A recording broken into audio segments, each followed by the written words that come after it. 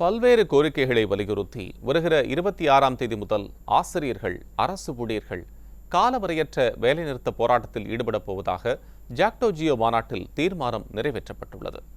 திருச்சியில் ஜாக்டோ ஜியோ அமைப்பின் வேலைநிறுத்த போராட்ட ஆயத்த மாநாடு நடைபெற்றது. இதில் திருச்சி மாவட்டத்தைச் சேர்ந்த ஜாக்டோ ஜியோ அமைப்பின் நிர்வாகிகள், ஏராளமான ஆசிரியைகள், அரசு ஊழியர்கள் கலந்து கொண்டனர். மாநாட்டில் அரசாணை எண் 243 உடனடியாக ரத்து செய்ய வேண்டும், ஊதிய முரண்பாடுகளை களைய வேண்டும் உள்ளிட்ட பல்வேறு கோரிக்கைகளை வலியுறுத்தி வருகிற 15ஆம் தேதி ஒருநாள் அடையாள வேலை நிறுத்தமும், வருகிற 26ஆம் தேதி முதல் காலவரையற்ற வேலைநிறுத்த போராட்டத்தில் ஈடுபடுவது தொடர்பாகவும் தீர்மானம் நிறைவேற்றப்பட்டது.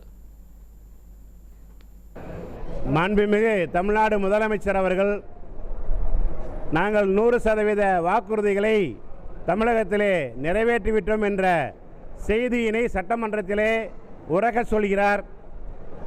ஜாக்டோ ஜியோ பேரமைப்பு இதற்கு வன்மையான கண்டனத்தை தெரிவித்துக் கொள்கிறது.